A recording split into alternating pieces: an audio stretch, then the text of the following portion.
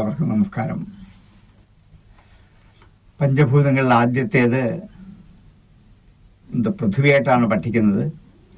പക്ഷേ വേദം ആദ്യം കൈകാര്യം ചെയ്യുന്ന അഗ്നി എന്ന വിഷയത്തെക്കുറിച്ചാണ്.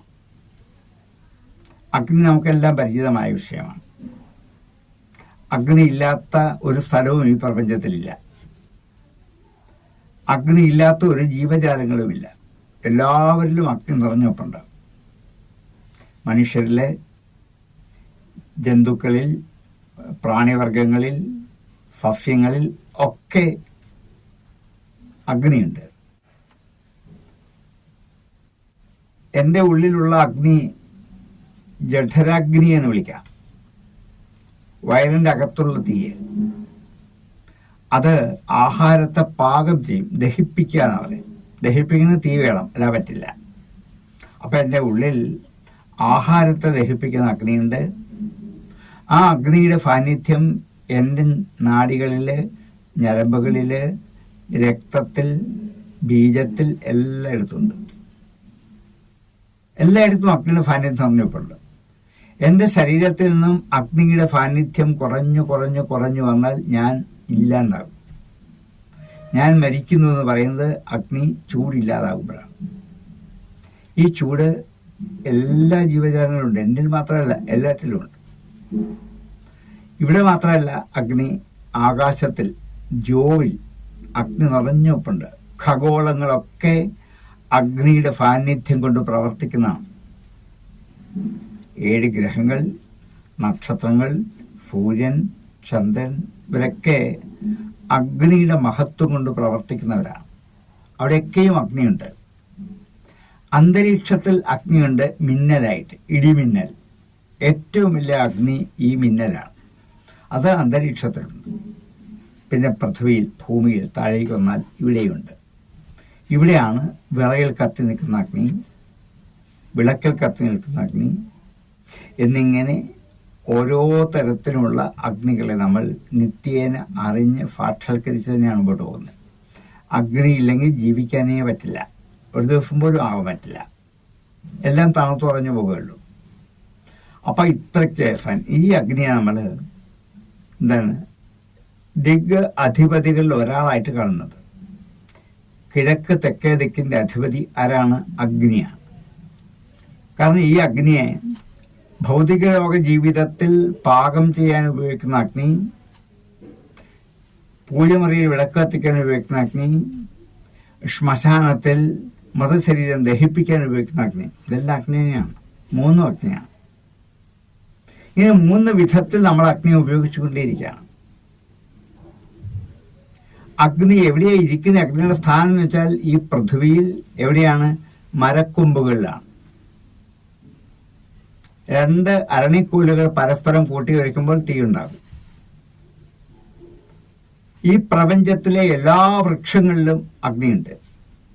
അതുകൊണ്ടാണ് വൃക്ഷത്തിൻ്റെ കമ്പ് കൂട്ടി വരയ്ക്കുമ്പോൾ തീ കത്തുന്നത്. അതിൻ്റെ അകത്ത് അഗ്നി ഉണ്ടായതുകൊണ്ടാണ് കത്താൻ കാരണം. അപ്പോൾ അഗ്നി ഇല്ലാത്ത ഒരു വൃക്ഷവും ഒരു സസ്യവും ഈ പ്രപഞ്ചത്തിലില്ല. അപ്പോൾ അഗ്നി എല്ലായിടത്തും നിറഞ്ഞു നിൽക്കുന്നതാണ്. പക്ഷെ നമുക്കിത് സാക്ഷാത്കരിക്കണമെങ്കിൽ എന്ത് ചെയ്യണം? ഒന്ന് കൂട്ടി ഉരച്ച് ഒരു തീപ്പൊരി പോലെ കണ്ട് അതിൽ നിന്ന് നമ്മൾ വിളക്ക് പോലെ കത്തിച്ചെടുത്ത് അതാണ് ഉപയോഗയോഗ്യമാക്കി മാറ്റുന്നത്. അപ്പം ഇങ്ങനെയുള്ള അഗ്നി നമുക്ക് നിത്യജീവിതത്തിൽ ഉപയോഗയോഗ്യമാക്കി മാറ്റേണ്ടതാണ്. അങ്ങനെ മാറ്റിക്കൊണ്ട് നമ്മളിരിക്കുന്നത്.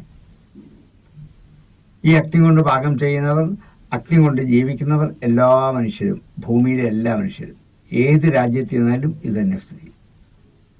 ഋഗ്വേദം നമ്മെ പഠിപ്പിക്കുന്നത് ഈ അഗ്നിയെക്കുറിച്ചാണ്. ഇങ്ങനെ അരണിയിൽ നിന്നും കടഞ്ഞെടുത്ത് തീപ്പൊരി പോലെ വരുന്ന അഗ്നി ഒരു വിറകിട്ട് കൊടുത്താൽ അത് കത്തിക്കാളും. അപ്പോൾ അതിന് ജ്വാലകളുണ്ട്. 7 ജ്വാലകളാണ് അഗ്നിക്കുള്ളത്. അത് അഗ്നിയുടെ പത്നിമാരായിട്ട് സങ്കല്പിക്കുന്നുണ്ട്. ഇനിയും ഈ ജ്വാലകളെക്കുറിച്ച് ഋഷിമാർ നന്നായിട്ട് പഠിച്ചു. ജ്വാലകളുടെ വർണ്ണം, 7 വർണ്ണങ്ങളും അഗ്നിജ്വാലയിലുണ്ട്. ചുവപ്പുണ്ട്, കറുപ്പുണ്ട്, വെളുപ്പുണ്ട്, മഞ്ഞയുണ്ട്, നീലയുണ്ട്, തവിട്ടുമുണ്ട്. എല്ലാ നിറവും അഗ്നിക്കുണ്ട്. അപ്പോൾ അഗ്നി കത്തിക്കാളുമ്പോൾ 7 വർണ്ണവും അഗ്നിക്കുണ്ട്. തന്നെയല്ല, ഈ ജ്വാലകൾക്ക് ദൈർഘ്യ വ്യത്യാസമുണ്ട്. ചില ജ്വാലകൾ ഉയരത്തിൽ പോകും, ചിലത് താണു വരും, ചിലത് കുറച്ച് താണു പോകും. ഓരോ ജ്വാലകൾക്കും താപന ശക്തി കൂടുതലും കുറവുമാണ്. ചിലതിന് നല്ല ശക്തി കൂടുതലാണ്, ചിലതിന് കുറവാണ്. ചില ജ്വാലകൾക്ക് പ്രകാശശക്തി കൂടുതലാണ്, ചിലതിന് കുറവാണ്. ഇതൊക്കെ ഇവർ പഠിച്ചതാണ്. ഓരോ മന്ത്രങ്ങളിലെയും സൂക്തങ്ങളുടെയും അർത്ഥമാണ് ഞാനീ പറയുന്നത്. സൂക്തം പറഞ്ഞില്ല എന്നേ ഉള്ളൂ. അങ്ങനെ നോക്കുമ്പോൾ ഋഗ്വേദ ഋഷിമാർ പഠിച്ചത് ശാസ്ത്രീയമായ സയൻറ്റിഫിക്കായ അഗ്നിയെക്കുറിച്ചാണ്. ഇതിനുണ്ടാകുന്ന അഗ്നി മനുഷ്യ ജീവിതത്തിൽ എങ്ങനെയൊക്കെ പ്രയോജനപ്പെടും, അതെങ്ങനെ നമുക്ക് ഉപയോഗപ്രദമാക്കി മാറ്റാം, ഇതാണ് ഋഗ്വേദ ഋഷിമാർ കണ്ടത്. ഈ അഗ്നിയെ നശിപ്പിക്കാതെ ലോകാന്തം വരെ നിലനിൽക്കാൻ വേണ്ടിയിട്ട് അഗ്നിയെ ദേവനായി സങ്കല്പിച്ചു. അന്നു മുതൽ അഗ്നിയിൽ ദേവത്വമുണ്ട്, അഗ്നി ദേവനാണ്. അതുകൊണ്ട് അഗ്നി എന്ത് ചെയ്യും? ആരാധിക്കും, പ്രദക്ഷിണം വെക്കും, നമസ്കരിക്കും, അഗ്നിയിലേക്ക് നല്ല വസ്തുക്കൾ ഹോമം ചെയ്യും. ഇതൊക്കെ ഇടക്കാലത്ത് നമ്മെ പഠിപ്പിച്ച അഗ്നിയുടെ ആരാധനാക്രമങ്ങളാണ്. അപ്പോൾ വൈദിക ഋഷിമാർ നിലനിൽപ്പിന് വേണ്ടി ഈ ഭൗതികമായ അഗ്നിയെ ദേവനാക്കി, ദേവതയാക്കി മാറ്റി. വിജ്ഞാനത്തെ ജ്ഞാനമാക്കി മാറ്റിയിരുന്നു. വിജ്ഞാനമാണിതെല്ലാം. ആ വിജ്ഞാനത്തെ ജ്ഞാനമെന്ന ഈശ്വരോന്മുഖമാക്കി മാറ്റി. ഇത് വൈദിക ഋഷിമാർ ചെയ്ത ഏറ്റവും വലിയ സംഭാവനയാണ്. അങ്ങനെ ഈ അഗ്നി ഇപ്പോൾ ദേവനാണ്.